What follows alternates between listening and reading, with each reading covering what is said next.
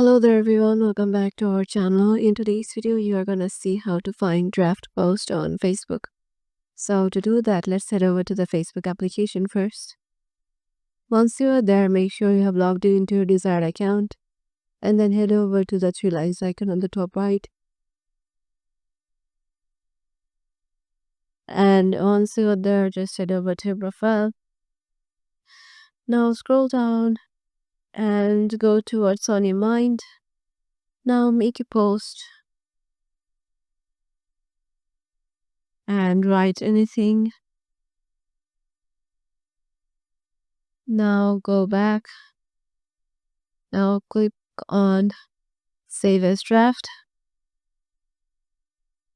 So as you can see, my draft is saved. So if I just refresh it and go to my feed again, here you're able to find the post or the draft previously made. So yeah, this is how you can do it. Hope this video will help you out, and we'll see you in the next video.